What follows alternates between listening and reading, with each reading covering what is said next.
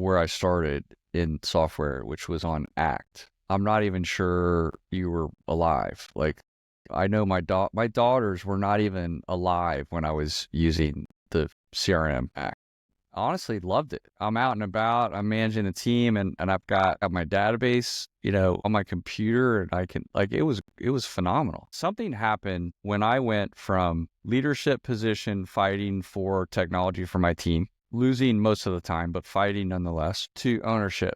When I went into ownership, I still had the vision, I still had the belief, I still had the CRM, and we had to put a CRM, but somewhere along the way I lost it. I don't know what happened. I think I had cost in my head. I think I had time. I had the magic wand. What do you call it? The like, not a dilemma, but like, I had the desire to have that magic wand. Oh, I just bought Salesforce. We're the shit.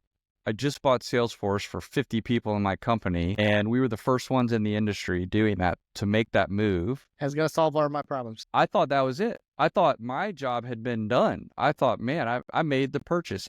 We peaked. I pulled the trigger. We bought Salesforce. And I remember my salesperson, and back in the day, back in that time, young man, back in that time, the salesperson was in person. I mean, she walked into my headquarters, and we had a meeting about buying it, and then I bought it, and then she came back and we had a meeting about onboarding, and I was like, $8,000? What are you talking about? I just agreed to spend $40,000 with you. Now I got to pay you $8,000 for you to teach me the software. Like, I was infuriated. And, I had a similar conversation today with somebody who was kind of in my shoes, approaching it that way earlier today. And so, I mean, I have some empathy of where that comes from, but what I have now is historical perspective and personal experience that, had I approached that properly, it might have made a significant impact on the company. And what a missed opportunity. Honestly, I get